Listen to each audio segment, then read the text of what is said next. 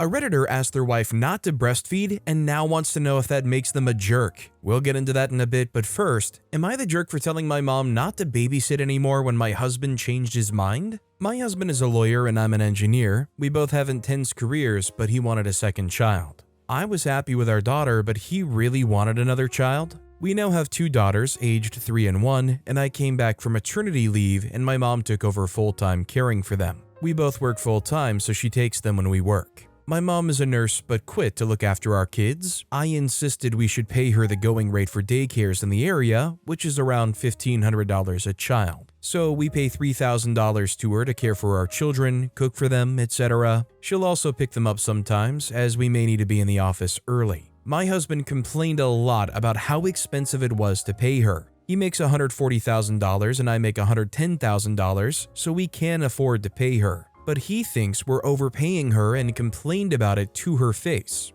My mom is not very confrontational, but she got very upset. I argued with him on this for months until I decided it was better for her to go back to work and for us to use daycare. Finding a daycare was hard, and now we pay $1,800 a child for daycare, and daycares will obviously not pick up your children, nor will they cook for them. We have less time now and at a higher cost for our children to be sick a lot during the winter season. So far this year, we've been sick as an entire household 3 times. I was on a business trip and my husband was late picking up our children, which resulted in a $75 late charge, which my mom would not have been charged extra for. My husband is now demanding that my mom leave her job to go back to babysitting our children, but I won't let her because he did no research into the real cost of childcare and kept complaining how expensive it is even when I showed him. My mom, even part-time, makes $4,300 a month as a nurse, and I told my husband if we want her doing the childcare, we need to pay her that amount. Remember, we already pay $3,600 for childcare. He wants her to go back to the $3,000 charge and is angry and claims my mom is asking for too much for such a simple job, and that a grandma taking care of her grandchildren is a privilege. I told her not to quit and him that she isn't babysitting, which reduces his number of free hours and makes our lifestyle harder. So he is angry at me for demanding we pay her what I feel she's owed. My mom probably would do it for free if we wanted, but I definitely don't think it's fair. She needs to save for her retirement and she has bills as well. Am I the jerk here? So personally, I don't think OP's the jerk here, but I'm curious if you guys agree with me when I say, although OP feels very clearly, very strongly about this, and I completely understand why they feel so when their partner completely neglected anything OP had to show them, but OP probably should renege and try to find some kind of common ground. Even if it's not paying them the full $4,300, I think the benefits it would give your family having grandma there to take care of the kids, be a lot more in their lives, and make it a lot easier on both you and your partner, I do think that compromise should be found. Mountain Blood 7374 commented, "Not the jerk. My first thought before I even finished reading this was as soon as you guys switched to daycare, you added on all the illnesses that come with it. You were right, it wasn't just the cheaper price you both benefited from, but also the flexibility. I bet if your kids did get sick, your mom would still watch them. Now when they're sick, you call off. When you work late, she kept them. Now you pay a fee. I think you're right to not go back to your mom's help without paying more, because your husband seems like he'll keep taking advantage of her while still complaining it's too expensive. Quality childcare is hard to come by. You guys had a great deal before daycare. If your husband tries to switch gears and instead go for a nanny, let him know that she'll still cost more and you still won't get all the benefits you had with your mom without paying even more on top of that. Also, hi, I'm Steven, and if you guys enjoy getting to decide whether or not all of these people are jerks, why not hit those like and subscribe buttons down below? That said, our next story is, am I the jerk for yelling at my friends and leaving dinner after they all made fun of me and gave me a gay intervention? I, 21-year-old female, went out to dinner with 5 friends, 1 guy, 4 girls. For context, I look very masculine, short hair, deep voice, no makeup, masculine style, etc. Sometimes I get mistaken for a man. Usually if it's by someone I'm never gonna see again, i.e. cashier or waiter, I don't really care to correct them. My friends and I were having dinner at a nice fancy place and the waiter came to our table and he mistook me for a man. One of my friends responds, "Oh, she's not a man, she's just a lesbian." Everyone laughs and the waiter apologized. After he left, I asked my friend, "Why did you say that?" I have never said or indicated in any way that I'm a lesbian, because I'm not. I've never had a boyfriend, but that's because I'm not interested in a romantic relationship. But we've talked about male celebrities we find attractive. I thought it was clear that I was straight. My friend rolled her eyes at my question and said, "Oh, come on, we all know you're a lesbian." I was shocked. More friends jumped in and said, "Yeah, you don't have to lie to us."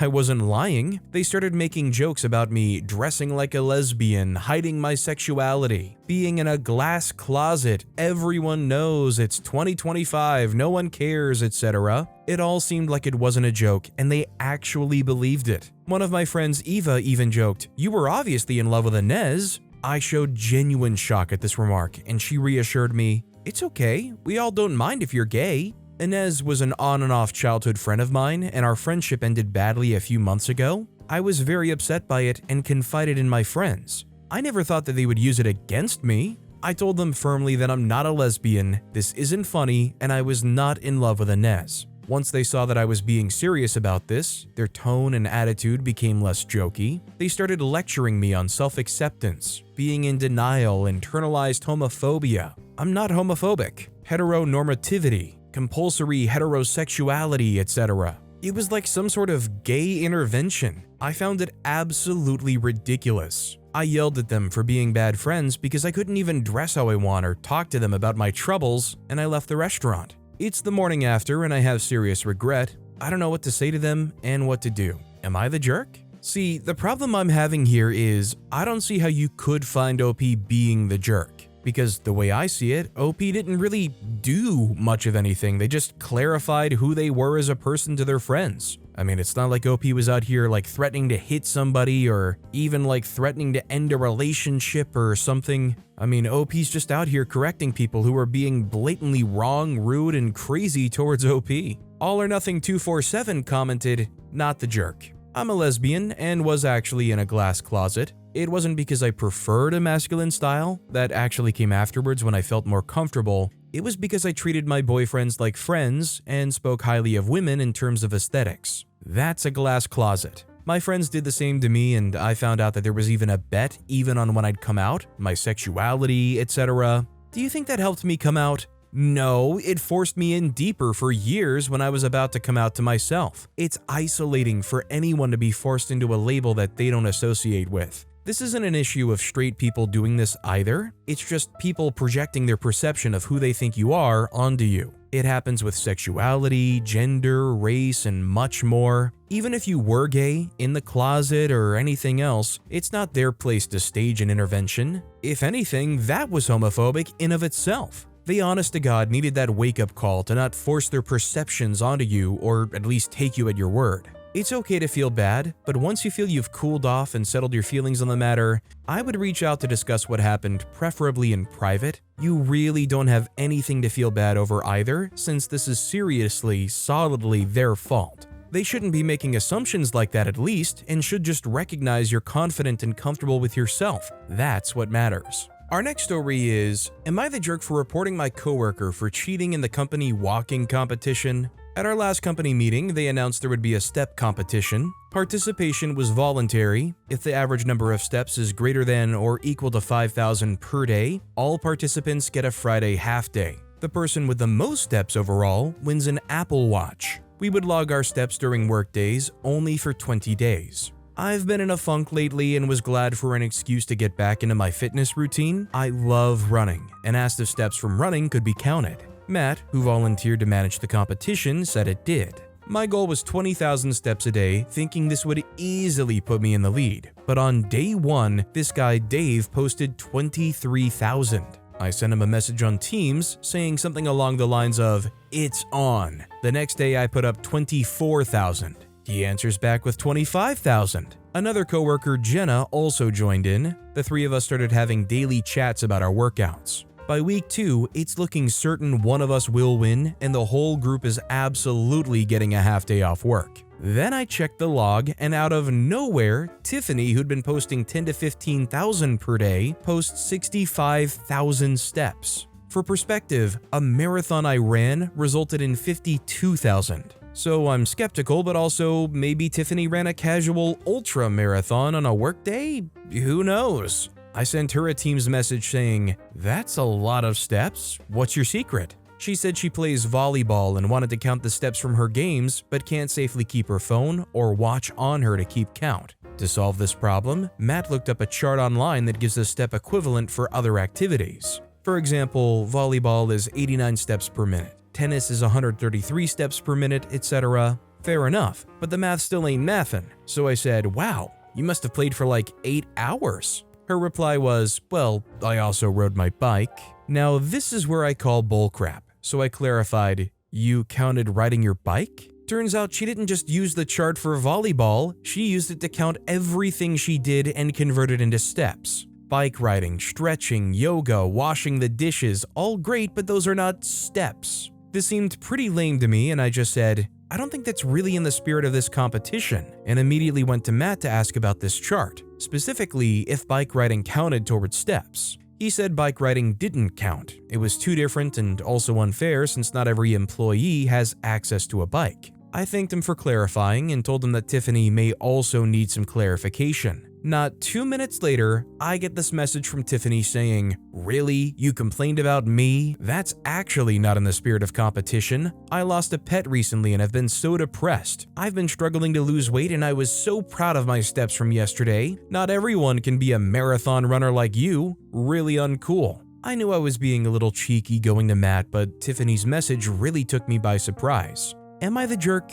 I can only really speak for myself, and I just know if I was interested in this competition and I was putting in all this effort, and it was all very real, genuine effort, and somebody comes in and slaps in $65,000 saying, oh yeah, this is from me washing the dishes and playing volleyball and stuff, I'm gonna be a little tilted too. I mean, I just can't really fault OP for going to the person running the competition and pointing out, hey, how can this 65,000 steps thing be legit at all? Big Flamingo 4061 commented, your company is the jerk for making you all compete against each other for a measly half day off. Cowboy 42 commented, to be fair, they're not competing for the half day off. They all get that if they participate. They're competing for an Apple Watch. And why shouldn't a company try and support efforts of self-betterment? This next story is, am I the jerk for refusing to pay in full for a meal someone else took home? I, 20-year-old female, went out to dinner with a friend, 20-year-old female, and her boyfriend, 20-year-old male. By accident, I ordered a dish that I couldn't eat. This was my fault. When it came time to grab the bill, my friend and her boyfriend asked if they could take my meal, which was barely touched. I said sure, since I wasn't going to eat it and it would be a waste otherwise. A couple days later, her boyfriend reached out asking me to pay for my portion, which included the food they brought home. This caught me by surprise, since again, they were the ones who ended up eating it all, and it felt like being asked to pay for part of their meal. If they hadn't done that, I would have paid in full since it was my mistake for ordering the dish. I explained this to them and asked if they could recalculate the total. Her boyfriend said that he understood and gave me the new split, which ended up being $20 less. I paid the remaining $10, but it seemed like afterwards they weren't very happy and have since refused to hang out. This is the first time something like this has happened, and there have been times where I've covered the meal without really caring if I got the money back, just because I wanted to hang out. Since we were already growing distant in our relationship, I kind of just let it be. When I brought it up in passing today, a different friend said she disagreed with my actions and claimed that they were helping me by not wasting my food.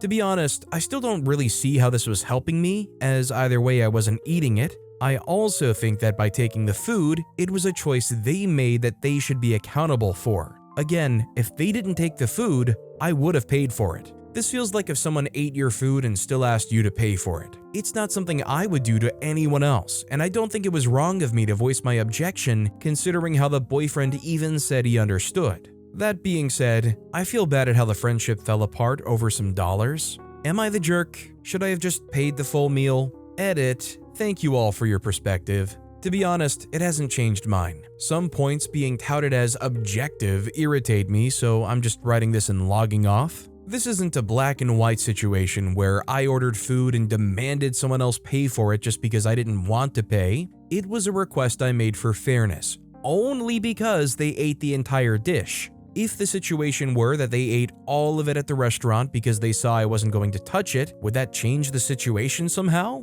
Because the end result is the same, and I don't believe most people would have been okay with that. I view the ordering as a mistake on my behalf, but not something they were paying for in that they would have never ordered the meal and this was burdensome on them. No one forced them to take the food, they wanted it. I didn't want it to go to waste. That's why when they asked for it, I allowed them to take it. I didn't stomp my foot and say, no, leave it, I want it trashed. I would just have to find someone to give it to otherwise. No, I would not have then made that person then pay it. It would have just been a kind gesture if they wanted the food. Free food is free food. I also think calling a complete dish where I only tasted a spoonful and realized it contained an ingredient I couldn't eat, leftovers, feels like an extreme exaggeration. And I have a hard time believing that most people commenting don't somehow see that aspect of it. And in this case, it was my decision to tell them I actually didn't want them to have a free meal on me. It's not my obligation to pay for someone else's meal. And you may disagree, that's how I see it since they were the ones eating it. Regardless of if they ordered it or not, they wanted it enough to take it home. If it were truly disgusting and inedible, I'm fairly confident they would not have touched it. So I'm hard-pressed to believe that they didn't realize they were getting a meal's worth of food out of it, or that they didn't expect it would be free. Normally, who's ever taking home the leftovers isn't taking the entire meal back with them, and this should have broken the standard considerations. The comments have divided into more speculative attacks on my personality, which is fine. I find it odd that people have to invent scenarios and additional traits. The new split that they calculated was $10. If they wanted more to cover that spoonful, that would have been fine with me too. The point of this post was for me to understand what the other side might have been thinking, and the best I can arrive at is that there was a cause for them to ask me for the money. But I still cannot see that as a fair request. So I just think the entire crux of OP's argument completely falls apart when they themselves say, if they weren't going to eat it and it was trashed, I would have paid for it. Why does the ultimate destination, when it was already decided this was going to leave OP's hands one way or another, change the determination on whether OP will pay for the food that they themselves mistakenly ordered? GDobs13 commented, "You're the jerk. You ordered the dinner and made a choice not to eat it. The reason why does not matter. You could have asked to take it home to give to someone else. You didn't do that, so presumably the food would have gone to waste. Your friend is simply not wasting food that you didn't want. You order it, you pay for it." Our next story is, am I the jerk for refusing a donut that my boyfriend licked? My boyfriend and I are having a small staycation at a hotel for his birthday. We got some Chinese food delivered and I ordered the donuts, basically deep-fried biscuit dough rolled in white sugar. When the food arrived, I joked about inhaling the donuts, so he made a whole show of stealing one from me and licked off all the sugar. I'm laughing up a storm when he hands it back to me and then I get confused. He said he didn't actually want to eat it, so he was giving it back for me to eat later. I laughed and said, "Ew, no way, I'm eating the new ones." This made him quiet. We spent a couple of minutes eating in silence before I spoke up and tried to clarify that I would just prefer to eat a new donut with sugar and isn't sticky with saliva. He said that we've swapped all kinds of saliva and it hurts that I'm acting as if he's too disgusting to share food with. I took the donut and put it back in the box, but it's pretty much too late. The night has mostly been ruined as he's still quiet hours later and nothing I'm saying or doing is helping lift his mood. Am I the jerk for not taking back the donut? I don't think OP's the jerk. I don't think it's a fair equivalency to say, oh, we swapped all kinds of saliva before, so why don't you eat this licked on donut? I mean, not to get too into it, but let's be real, most people in the situation where you would be sharing all kinds of saliva, in that moment it's infinitely less gross and natural and whatnot. When it comes to eating it off of a licked off sticky donut where all the sugar's been carefully licked off of it, it's kind of different. It's like all the partners out there who would do whatever kind of crazy stuff in the bedroom, but would not be willing to share a toothbrush. I'm willing to bet that there's a countless number of people out there hearing this right now that would be more than willing to share a smooch with their partner, but the idea of using their partner's toothbrush is a gross one. NoThroat8885 commented, "Okay, your title said he licked it, which I thought would be okay. Then your explanation is that he licked all the sugar off it. That is totally not the same thing. Ew, I'm not eating that. The best donuts are fresh and covered in cinnamon sugar, and after it's been in someone's mouth that much, it's no longer fresh. It's not about the saliva, it's about the donut." Our next story is, am I the jerk after a pooping disaster with my son's girlfriend? So folks, here it is in all its horror. Me, 40-year-old female, had a horrible experience last night while hosting my son's 15, girlfriend 15, for dinner. Everything was going great, all watching a movie after a good dinner of enchiladas. I feel a very bad twinge in my stomach. go upstairs to the bathroom, shut and lock the door behind me. Mid-poop, the door pops open like just a few inches all on its own.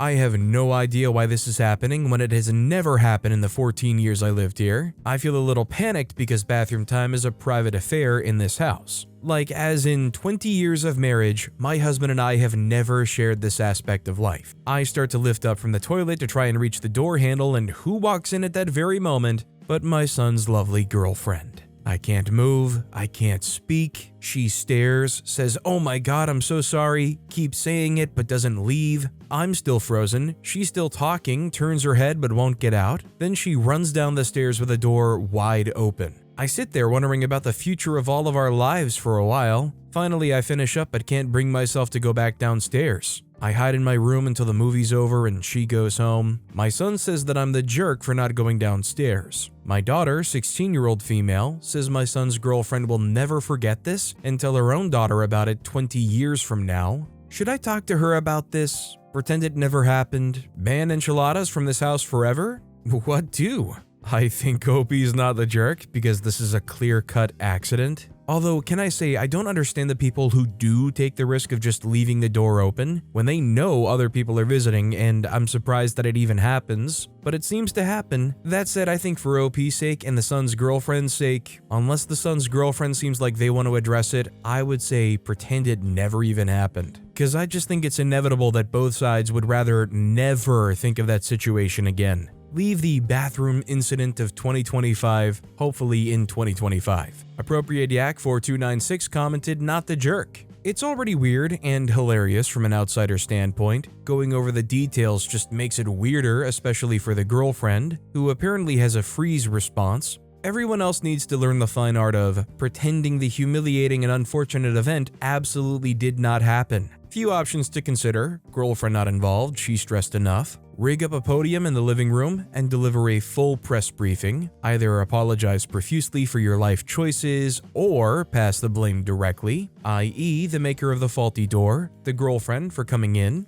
the spouse for contributing to you having children, this child having a girlfriend at all. Leave no stone unturned. Announce to the family you will be moving to a Tibetan monastery to spend the rest of your life in quiet reflection and atonement for the shame you've brought to your family. Our next story is, am I the jerk for being upfront about the fact that I will not be doing things with my nephew or being the fun uncle since I don't like kids and never agreed to be the fun uncle? My sister Lauren is pregnant with a boy who she's planning to name David. Long story short, David's father Brian is a loser and my sister is not going to be getting any help from him. Lauren's been talking a lot about how a boy needs a father figure. David's going to look for mentorship in the wrong places unless family steps up. And some more obvious statements that show she expects me to be the fun uncle type with David. I don't want any confusion in the future, so I told Lauren upfront how I'm not going to be the fun uncle type or have any parental role with David. I'll be polite at any family events and send a gift for his birthday or Christmas, but that's it.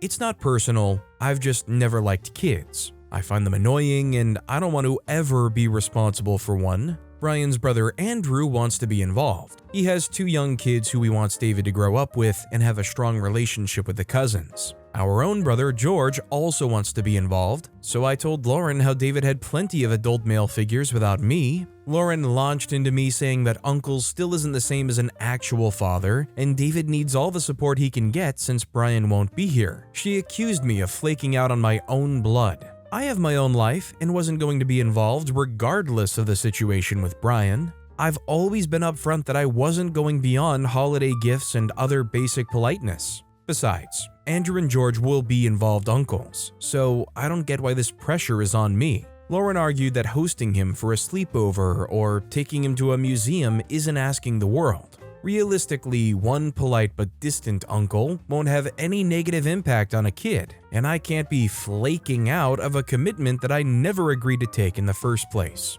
Am I the jerk? Maybe you'll get a varied response from people on whether OP is the jerk or isn't the jerk based on just not wanting to be involved in family life like that. That said, I feel like OP's made themselves pretty clear here, and I don't see how they could be the jerk personally. They don't want to be involved, they don't enjoy being around kids or like kids. Honestly, it's nice that OP's even willing to do like holiday gifts and Christmas gifts and things like that. LoveBeach8 commented, "Not the jerk. It's not nice of her to foist this responsibility upon you, knowing how you feel about it. Even if you love kids, it would be wrong of her to expect your involvement as she dictates. Refuse to discuss the subject any longer with her. If she starts in, simply head her off at the pass by telling her something like, 'Lauren, this subject is now off limits. You have no right to dictate responsibilities to me regarding your son. Please stop.' Repeat as necessary, not altering your words. She'll get tired of hearing the same sentences over and over again soon enough." Our next story is,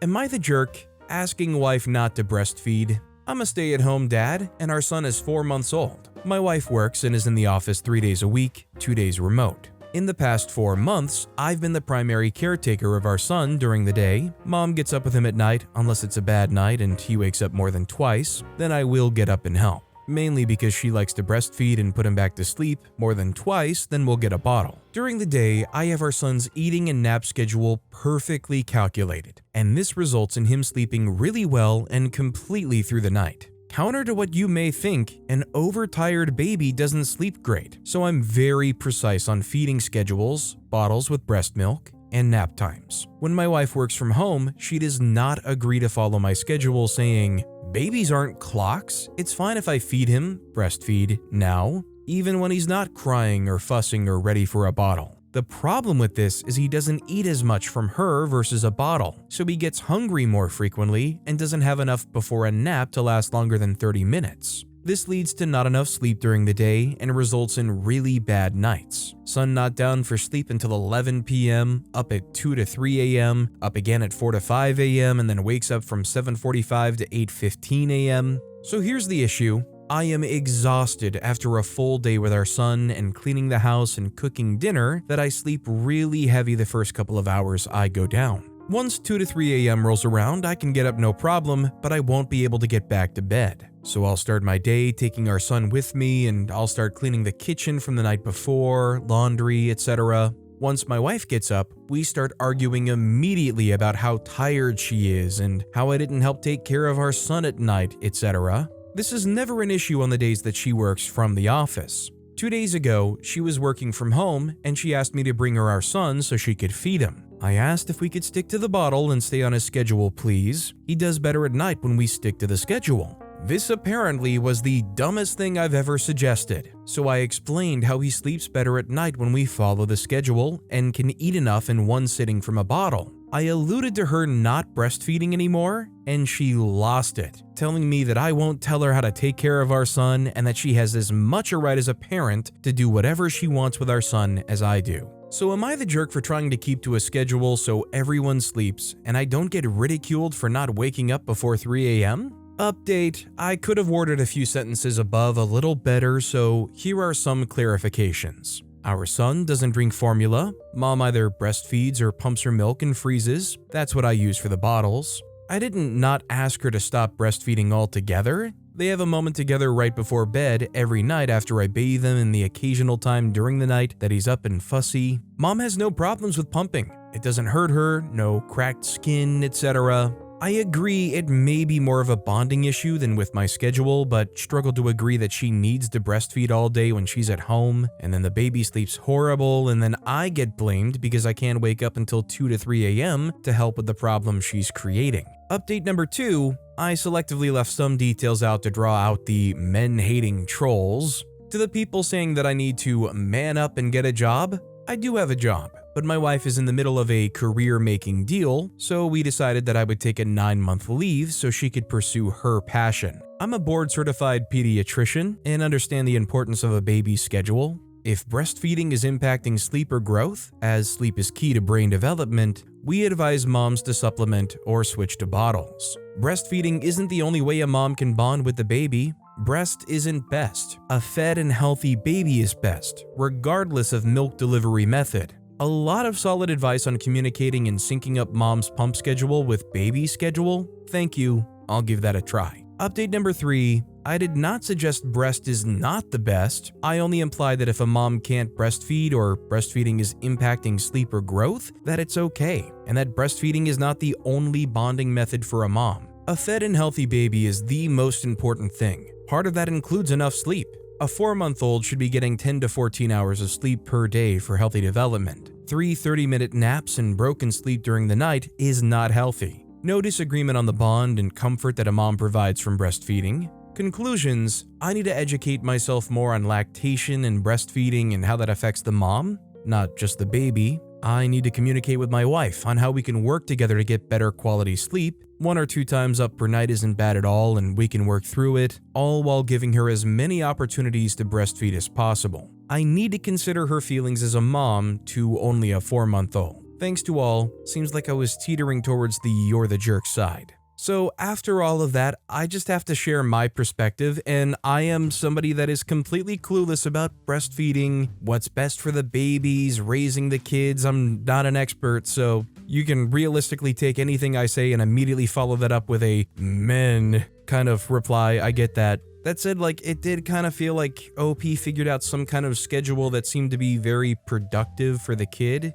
And what kind of sucks is, just as much as somebody may argue that OP's not valuing the mom's bond with the baby enough, that OP themselves and what they're putting forward, this schedule that seems to work, is also not getting even remotely listened to. That said, I don't want to be personally lambasted, so on the case of whether or not OP is the jerk, I agree exactly with what you right now are thinking. Horror Article 7752 commented, "Do you think she would be up for both? Maybe she can breastfeed when possible, and then you can also give him a bottle after? That way she can get her bonding time, and you can also keep to the schedule." I've been a nanny for 12 years, so I completely understand how important it is to stick to a schedule that works for the baby to get the most out of sleep. I also understand where mom is coming from, because in 5 short years, he'll be in school all day, and she won't be able to bond with him as often as she does now. There's a lot of shame and guilt in breastfeeding. It makes a lot of mothers feel like they're bad moms if they don't breastfeed. Our next story is, am I the jerk for not only refusing to loan a coworker money, but making it so no one else would? I have this coworker, Anne. We both work in a hospital, but different departments. Anne and I come from the same hometown, and for that reason, she seems to think we're friends. I don't mean this to be cruel. Before she said hi to me, I didn't even know she had moved here. I didn't know her back home, but her family sort of knows my family. Think second cousins, neighbors. From early on, I realized that Anne was bad with money. She would borrow increasing amounts of money over time from me and not repay it. She bought designer clothes and ate takeout around payday and then somehow run out. She apparently doesn't qualify for a credit card. I wonder why. You might wonder why I kept giving it to her. The first time she borrowed money, she paid it back fairly quickly. The next time, she took a bit longer but eventually paid it. The next time, you get the picture. Then she just stopped. For the last 3 months, she's borrowed money, and when I refused or said I didn't have enough, tells a sob story. Her baby has no formula. She doesn't have money for taxi fare. She hasn't eaten in 2 days. Her landlord might kick her out. I caved the first and second time, but this time, I refused. She first came back to me and said, "I know I haven't paid you for the last 3 months, but this next paycheck, I'll pay you back. Please help. My lights have been cut and the baby formula is nearly gone." Obviously, I said no. Then she went nuclear. Well, chose the nuclear option. I think she realized that if she asked me in front of other people, I would be less likely to say no. So she asked me during my lunch break. I was with some friends and other coworkers, and she told the sob story again and laid it on thick with the tears. Here is where I might have been the jerk. Instead of just saying no, I said, "You already owe me over $2,000 and you want to add more? I know you won't pay me back because you haven't paid me back the last 3 months." Now, our hospital is not that big, and I guess news spread because she sent me a text saying I've poisoned the well for her. No one will loan her money because they heard that she doesn't pay and her baby will go hungry. I sent a reply saying that I'm not responsible for her irresponsible spending, and if her baby goes hungry, it's her fault, not mine, and then blocked her. Now she's blasting me on social media talking about disloyal friends who will drop you when the chips are down. I honestly don't care about that. Again, we're not friends. But now there are colleagues who say I should maybe help her out for the sake of the baby. When I told them if they feel that way, they can loan her the money. Nothing stopping them. The colleague said that was a cold and cruel response. So, am I the jerk? I could have just kept it to myself. I just feel like it's pretty obvious that OP's not the jerk here. I kind of agree with OP that she chose the nuclear option asking OP in front of all those people, and OP kind of took the nuclear option right in return and spilled the tea. You want to make it public? Let's make it public. I'm kind of curious, do you guys think it would be going way too far to say, if you can't feed your baby, let me know, I'll call CPS or something crazy like that, like some kind of maybe empty threat to hopefully just get them off of your case and stop asking? International Fee 255 commented, not the jerk. Poison the well? She sees you and her other coworkers as an extra wallet she can dip into whenever necessary. That's crazy to me. She's a grown woman with a child. She can sell her fancy clothes to pay for formula, and you're right. If people feel bad, they can hand over their own money. It's not up to you to financially support anyone at work. Don't lend money to anyone else. Child services should be involved if she can't keep her child fed. Ace Girl 1985 commented, right? She can just sell expensive crap she blew the money on originally and she'd have plenty. Not the jerk. She's a mom now. Time to grow up. Put on the big girl panties and pull her head out of her butt. Stop trying to grift, sell the things you wasted your money on, and on the next payday, use your money for necessities. And let's not forget that this entire thing just ended up getting out because her dumb butt tried to use public shaming and peer pressure to force you into giving her money. If she kept her mooching quiet, she could have tried her spiel on others, but she instead chose to try public shaming, peer pressure, and guilt trips. Oops, backfired. No empathy for the scammer. Our next story is, am I the jerk for buying household items and keeping them in my room? Ever since I, 22-year-old male, moved in with my roommate, 32-year-old male, I've been the only one buying toilet paper, trash bags, paper towels, hand soap, condiments, and basically everything considering communal in a roommate situation. I am also the only one who ever cleans, mops, sweeps, cleaning the tub, toilet, kitchen, and the dishes. But that's a bit besides the point. I've hit a bit of a financial tight spot and could only really afford rent, groceries, and my phone bill, and we ran out of toilet paper and trash bags for a week, and he never bought more. Don't ask me what I had to do, it was horrific, but I didn't have the cash to buy what we needed. There's no possible way he didn't notice, and the moment I could, I bought more toilet paper but couldn't get trash bags, and so he just kept adding to an overflowing trash can and letting stuff just fall onto the floor. I am now out of that spot and I've bought what we freaking needed, but I'm genuinely considering taking the trash bags, toilet paper, and paper towels out of the communal spaces and just keeping them in my room because I'm tired of being the only freaking person contributing to this household. He works from home, he's a streamer, and all he does all day is sit on the couch and get high and blast music and TikToks over his speaker, and then play video games until 4 AM on YouTube or something. There's no excuse for him not cleaning or noticing we need stuff. Would I be the jerk if I started keeping the toilet paper and trash bags and whatnot that I buy in my room? I would really hope that most people who hear this story would say, oh, OP's definitely not the jerk here. I don't know how many of you guys have experienced a situation where you're the one person paying for most of these things, but I certainly have, and it adds up really freaking quickly. And it's so easy to build up a lot of resentment when it feels like your wallet is just constantly emptying and nobody else is really contributing. Serafina Cleo commented, not the jerk. Your roommate's treating you like a freebie subscription service? If you're the only one paying for the essentials, then they might as well be private luxuries. Maybe if the toilet paper and soap start vacationing in your room, he'll take a trip down the aisle of the supermarket for once. Keep your supplies locked down until he learns to contribute or at least appreciates the art of adulting. My darling armadillo commented, he's more likely to just raid OP's room. OP should get a lock if he hasn't already. Roomie is a mooch, and if he's in his 30s, he definitely knows better. And knows that magic fairies don't empty bins or provide toilet rolls.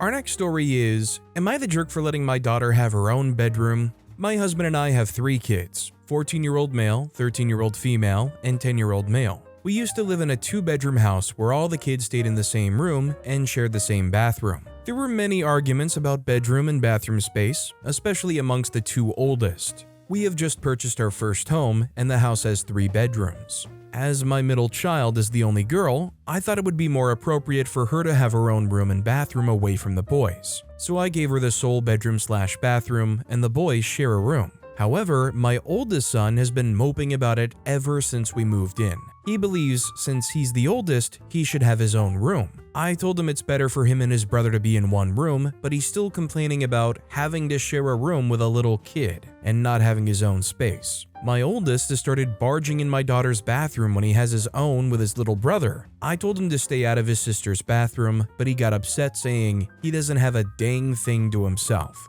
I grounded him for cussing at me. My husband later went on and talked with my son, and now thinks maybe our son is right and he should have his own room as the oldest. I think it's an unfortunate situation, but you gotta make do with what you have, and I think it does make the most sense that the 13-year-old daughter is the one with their own room. I just think it's more unfair and just wrong to make the 13-year-old daughter have to share the room with a 10-year-old boy than it would be the 14 and 10-year-old sons sharing a room together. It's just pretty obviously much more compatible that way. So Much More Eagle commented, "Not the jerk. A 13-year-old girl shouldn't be sharing a room with her brother if it's possible not to. The 10-year-old is a little kid now, but in a couple of years he's also going to be going through puberty. The boys should share, regardless of who is older." I can't believe so many people are questioning why they didn't buy a house with more bedrooms or why the parents don't give up their room for the kids. There are some seriously privileged people with no sense of how the real world works in this thread.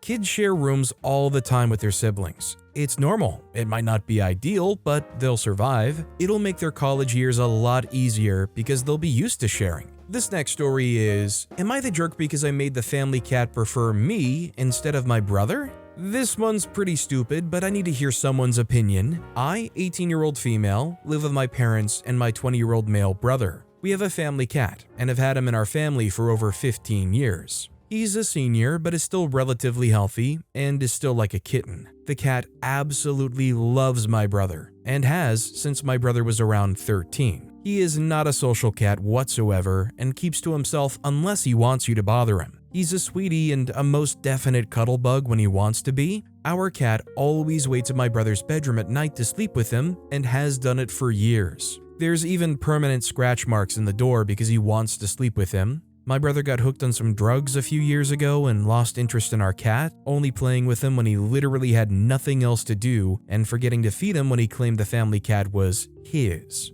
Now, I'm a firm believer that if a pet is yours, then you should take care of it. That's how most of my family thinks, except for him. I, over the past year or so, have been having the cat sleep in my room. He's now conditioned to coming upstairs at night and we cuddle and sleep together. I feed him and give him water. I play with him sometimes for hours and take great care of him. He always follows me around the house and couldn't care less about my brother because of him not paying any attention to him. The past few weeks, I've been calling him my cat and my parents seem to agree. I said it in front of my brother and he blew up at me, saying that I was being stingy and other things about how the cat loved him first. I just think it's a petty argument and it doesn't really matter who the cat belongs to, but if the cat prefers me and my parents agree, the ones who purchased the cat, then it's kind of fair game. He still randomly makes snarky remarks and sometimes forces the cat in his room because he knows I can't sleep without the cat since it's become a routine. What do you guys think?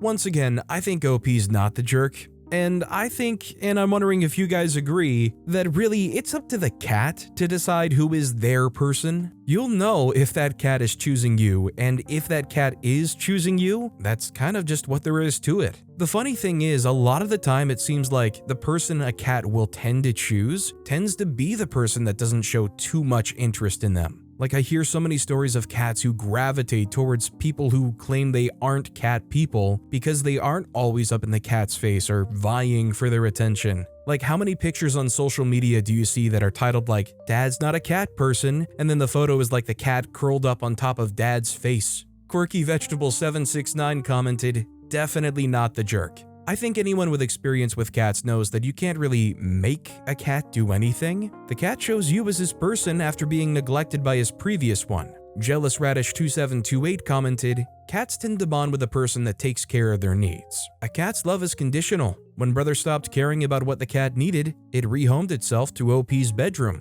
Not the jerk." Our next story is, am I the jerk for not learning my girlfriend's native language? My 27-year-old male, girlfriend, 28-year-old female, is from the Philippines and her native language is Tagalog. I used to make a lot of effort to learn her native language so that, according to her, one day I could speak with her family. This meant doing a ton of Duolingo, flashcard apps, random textbooks, etc. Although I was making progress, it was very slow and I couldn't really get past basic conversational back and forth. I did some research and found a chat app that just does all the translations for you. I went as far as reaching out to the developers of the app to request Tagalog to be added to their voice translations. Now, her parents and I are having actual conversations. I thought this would make my girlfriend ecstatic, but she's beyond ticked. She barely chimes in the group chat. She claims this is cheating because now I'm not doing my nightly Tagalog lessons. The whole point was that so I could have a relationship with her extended relatives. I'm at a loss why she got what she wanted, but somehow still wants me to accomplish it the harder way. So, I don't know, I'm kind of on the fence on this one because if OP kind of agreed to learning Tagalog and trying to go through this process and trying to have that ability to have that one-on-one conversation, and then OP out of nowhere just makes this hard shift to using a translation app, it feels a little like OP just doesn't care enough anymore, like they just took the easy way out. I mean, what OP's doing kind of works in the group chat, but you're still not going to be able to really have that real-time conversation. I mean, you can pop open the Google Translate and hope that it gets through well enough, but it's not like any of that's really going to be coming from you, so you're still kind of coming up short to the whole idea that your girlfriend had. Urban Yeti Zero commented, "She wanted you to learn the language, not for you to find an app to do it for you. The former shows a level of dedication to the relationship that the latter avoids. But that being said, learning languages is challenging and I'd be expecting your girlfriend to be helping and teaching you, not setting you your own homework whilst she does whatever. Not the jerk, but you definitely missed the point of her request." Our next story is, "Am I the jerk for refusing to take care of my parents? My household was negative to say the least, and my parents were strict and controlling and wanted me to be a doctor or lawyer, but I only wanted to do art. I remember showing my parents my art and them telling me some sarcastic remarks. I told them I was going to college for art and asked them to help support. Don't really know why though, since I knew they wouldn't unless it was for something they want me to do. Anyways, they refused, saying that it was my choice, my responsibility. So I worked as a broke college student, barely making ends meet, whilst juggling working 2 to 3 part-time jobs and keeping up my grades, and now own a small art program. A year into my degree, and I meet my now husband in a small coffee shop. Turns out he was a student too and wanted to make friends.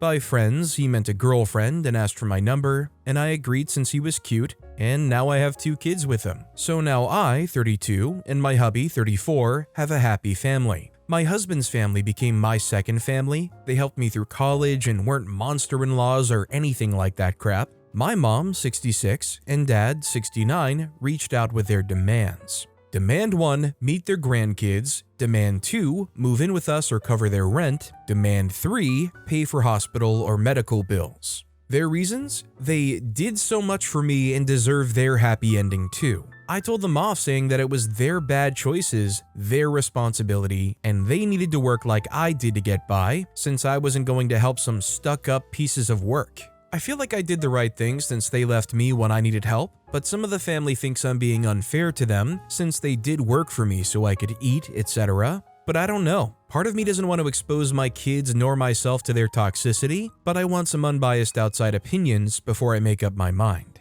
I think OP's not the jerk. I feel like we haven't really gotten the full scope of understanding of how their parents really were. I mean, you get a taste of it based off of their beliefs that OP should only do one thing and not willing to help them out when OP wants to follow their passion. I think it's clear OP knows the kind of people their parents are. Some people may say that it's not fair to rob the kids of a relationship with their grandparents, but if you know that it's really not even going to be healthy for them, can you really fault a person for that? Smeeky commented, "Not the jerk. I think it's always crazy when parents say, 'We did so much for you, providing food, clothes, a place to live, etc. when you were growing up. You didn't ask to be brought into the world. Your parents chose to have kids, and thus chose to take on the responsibility to provide for you.' I think the fact that they're making demands of you, especially for you to move them in with you or pay their rent, is kinda crazy. It would be a bit different to ask for support and come up with a solution that worked for both of you.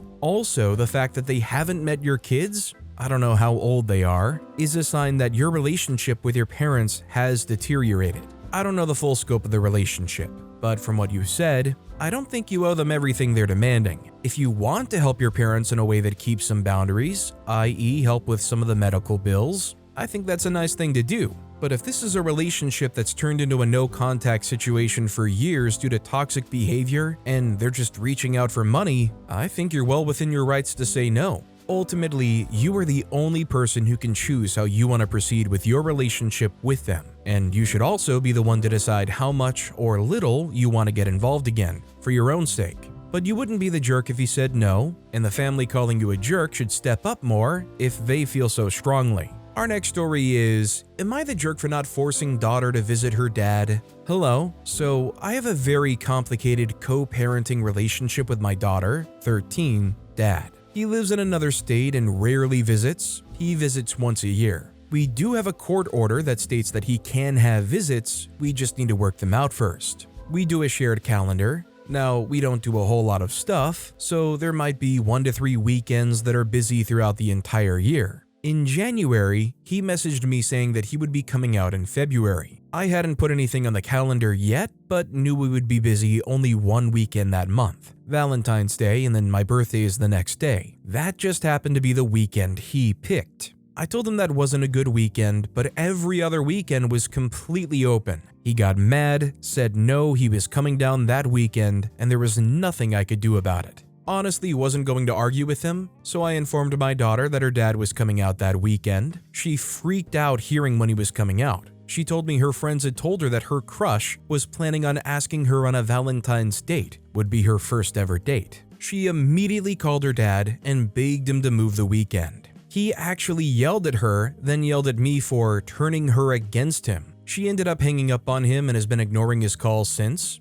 Well, she was asked out on a movie date for Valentine's Day to be supervised by boy's mom. So Valentine's Day comes, her dad's in town now, she refuses to go and goes on her date. She refuses to even meet up with him. I've tried multiple times to get her to go see him, even for a bit, but she's not budging. He is obviously very mad. He's now threatening to call the police and the courts to see if I can be thrown in jail. I've tried talking to her, but I can't drag her into the vehicle and force her to stay with him. So, am I the jerk? Please tell me that there's next to nobody that actually would say OP is the jerk here. I'm not saying that you got it all figured out by the time you turn 13, but like if you have an inkling of an idea that you don't like this guy and you really don't want to be around him or be forced to be around him, surely it's a reasonable request to hear that 13-year-old out. I know I wouldn't want to be the one in OP's shoes risking their relationship with their own kid by saying, no, you gotta go see your father, forget your first ever date and everything that's really important to you. You and your first ever date can go see Brave New World any other time. Weasel3 commented, absolutely not. I had a similar experience with my 13-year-old son. Your argument states that you need to work it out prior to his visit, and it doesn't sound like it was agreed to on both sides, so that would be on him. Also, at this age, there's a limit to what you can force your children to do. Their opinions as teenagers will matter to police officers or in the court. In fact, forcing her may work against you, and you need the relationship between yourself and your daughter to be solid. Ace Girl 1985 commented, also, OP said her birthday was the day after and it's a holiday, so it stands to reason they would have plans. He intentionally picked the 1 week he knew they would have something planned and demanded that be his time. Not the jerk. He set this up to make it so that he could give the illusion of a visit and get to stomp and yell for not getting his visit without actually having to do any parenting. He's a major jerk, and I'm getting the feeling divorcing him was one of the smartest things you could have done. Visits have to be scheduled and agreed upon. He chose to have her over your birthday. It would be blatantly obvious to me, even the densest person, what he was doing. Add to it it's a holiday and the daughter already had plans of her own. So no, he doesn't get to just swoop in and take what he wants and dictate where and when. This next story is, am I the jerk for not going on vacation with my friend and her kids? My 30-year-old female, friend Sarah, also 30-year-old female, is a single mom with 2 kids. She's been going through a rough time after separating from her husband last year, and I've done my best to be there for her. My other close friend, Lena, and I have always accommodated Sarah's situation, visiting at her house so she wouldn't have to go out. planning outings around her kids' needs, and being as flexible as possible. Recently, Lena and I decided to go on a vacation together, just the two of us. When Sarah found out, she got very upset and told us that she had expected us to include her and her kids since we're her closest friends and she doesn't have many people to travel with. She also said that because she's in a difficult situation, she thought this was something we would do for her as her friends. Lena and I explained that while we love her and her kids, a vacation with them would be completely different from what we have in mind. We also offered to take a shorter trip with her and the kids, like a long weekend, but she dismissed that because she wanted a full week at the beach. She then said that she would have let me join if the roles were reversed, but to me, that's not a fair comparison. If I were tagging along on a vacation with her family, I would be adapting to their plans. Whereas if she came with us, we would have to plan the whole trip around her kids. Sarah has now said that she doesn't know if our friendship will survive this, which I think is an extreme reaction. I understand that she's disappointed, but I don't think it's fair to guilt trip us into changing our plans. She's also acting like we're abandoning her when, in reality, we've been incredibly accommodating for years. I feel bad that she's struggling, but at the end of the day, I don't think it's my responsibility to ensure she has someone to travel with. So, am I the jerk for not wanting to go on vacation with her and her kids? I think OP's pretty much in the right here, although there might be something to argue about as far as leaving them out of the dark and having Sarah, who seems to be usually included in things like this, find out after the fact. Like if that was the case where they found out this was going on just through like casual observation themselves and not because they were just told, it might feel really like some type of way, feeling like you got intentionally left out or avoided. That said, it's still not even really what Sarah's arguing about here, so I really don't think OP's the jerk. Our next story is, am I the jerk for planning to return from holiday if ex-wife dies from cancer? My wife and I are in our 60s. My ex, call her M, has terminal cancer. I have 2 kids in their 30s from first marriage, and my daughter is particularly close to her mom. The marriage ended when kids were 5 and 9, with me only seeing them every second weekend. I have a good relationship with both kids, but distantly cordial with M. M didn't tell me about the cancer, and I don't know if she yet knows I found out. My wife and I are planning a 6-week holiday in Europe. I raised the issue of, what if M dies whilst we're away? My wife was horrified at the idea that I'd rush home to support the family and the extra cost of doing so. Am I the jerk for considering supporting my kids more important than continuing a holiday? I really don't think OP is the jerk. I think it would be an incredibly unfortunate situation to find yourself in, but if now's the time to go on a holiday, you can't really control something like if the unfortunate were to happen in the middle of that holiday. It's one of those things where it's like, I know it sucks and I know it kind of ruins the holiday for most people, but you kind of have to understand the human element of it and how important it is to be there for their kids. Listen, kids, I know your mom kicked the bucket, but everybody wants to go around the lazy river a few more times tomorrow, so I'll just have to catch you on the tail end. Like, come on, that's not gonna fly. Owen Sheris commented, not the jerk. If you go ahead and book a vacation, get traveler's insurance and be sure it covers death and family, and then you go support your kids. Your wife is either shockingly insensitive or super insecure. Our next story is, am I the jerk for not letting a homeless woman in my apartment? My homelessness is a very, very long story. But very recently, I've gotten an apartment with the help of the city, and I now live on the south side of Chicago. After a long day of work when it's now cold and dark, a homeless woman I felt sorry for asked and begged me to let her in my apartment, saying she needed to be somewhere warm and to charge her phone. I couldn't help but have deep empathy, but at the same time, didn't want to get in trouble with my landlord due to having past bad experiences or risk getting taken advantage of. She ended up begging and saying how cold it was outside, and I made the hard decision to leave her there. Should I have let her stay the night in my apartment, or at least the lobby? I was thinking of the latter, but don't want to risk peeing off the neighbors or my landlord. Yeah, personally, this one's really rough because I feel that kind of deep empathy too. I mean, I know there are a lot of people out there that are like,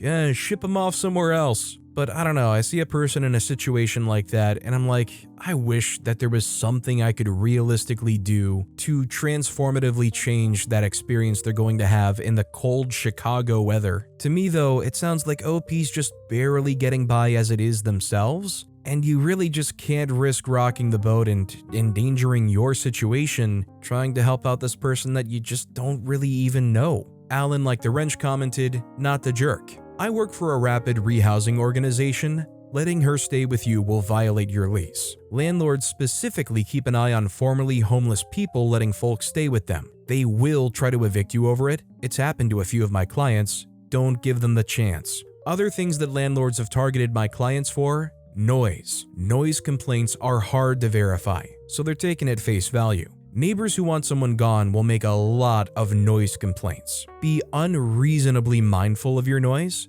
Foot traffic. If you have too many or too frequent guests, they'll say that's a lease violation as well. Good luck. Talk to your caseworker about it too. We are here to help. I don't know how similar your program is to mine, but one of my responsibilities is negotiating with landlords when stuff comes up. Our next story is, am I the jerk for not inviting my friend to a party after he consistently overstays and breaks all social contracts? Recently, I had some friends over for a party at my house and notably didn't invite my friend John. I didn't lie to him or say that we weren't doing it or rub it in his face. I just had some friends over and he didn't get the invite. I felt bad, but at the same time, he always stays too late, makes things really uncomfortable for me, and is just a difficult guest to have in my house. I hosted a Super Bowl party and he stayed roughly 2 hours later than everyone else, even though I straight up told him, "Party's over, dude." He vapes, says the N-word, which I don't think anyone should say, but especially not him, and makes jokes about some of my mental health issues. I love him to death, and he's one of my oldest friends, but it's at the point where if he's coming to my house, I have anxiety the whole day leading up to it. Anyways, he called me during my party and asked me what I was up to and if I wanted to catch a movie. I said I'd actually had a couple people over, so I couldn't tonight, and he asked who. I told him, and he asked why he wasn't invited or if he could come. And I said something along the lines of, not tonight, man. He kind of lost his crap at me and sent a bunch of angry texts the next day, which is, in my opinion, a huge overreaction because I tried to be as nice as I could about things. So I guess, am I the jerk if I just stop inviting him? Edit, for everyone calling me a racist in the comments, some things you should know that I should have included in the original post. He recently had a large personality change seemingly out of nowhere, which included some things like new music taste, excessive working out, and as of last week, saying the N-word. I am not a racist. I do not condone racism or his actions. He has not been invited back to my house since the first time he said that word, and will not unless he changes some things. I'm not continuing to associate with a racist, as this is a new behavior, and my other friends feel the same way as I do. I should also add that I'm a senior in high school and still figuring myself out. Honestly, I say you could argue that OP's the jerk simply because of how little assertion and how little control and communication they're actually putting forth here. I mean, OP's happy to come on Reddit and post all of these things that they hate about this dude and things that they don't like about them, but not once do they include any detail about, hey, I really don't want you vaping here. Hey, I really don't think it's okay to say the N-word. And especially, hey, I don't want you around if you're making jokes about my mental health issues. All OP said they said was, "Party's over, dude." I think OP needs to straight up be honest with them about what's going on and why they don't want them around. Maybe it could be some kind of wake-up call. Ship Comprehensive 543 commented, "You're the jerk. But because you've not told him before the Super Bowl that 1, don't vape in my house, 2, don't say the N-word around me or I'm not hanging out with you. It's racist, offensive, and unacceptable. 3, you need to leave my freaking house when I tell you the party is over. 4, makes fun of your mental health. 5, causes you anxiety because of his crappy behavior. 6, is overall a difficult person. 7, rails on you once he finds out he's not invited to your house and also invites himself over. Be an adult and have a conversation with him and tell him the truth. If he cannot commit to understanding and not overstepping your boundaries, he's not allowed in your life." OP responded commenting, "I've absolutely told him not to vape in my house, and I frequently ask before I invite him over, are you gonna leave when I say it's time to?" But with that being said, that's all the time we have for today. Now, if you want to hear another absolutely crazy Am I the Jerk Here story, check out that video on the left. Or if you missed my latest video, check out that video on the right. That said, I'll see you all next time with some more stories.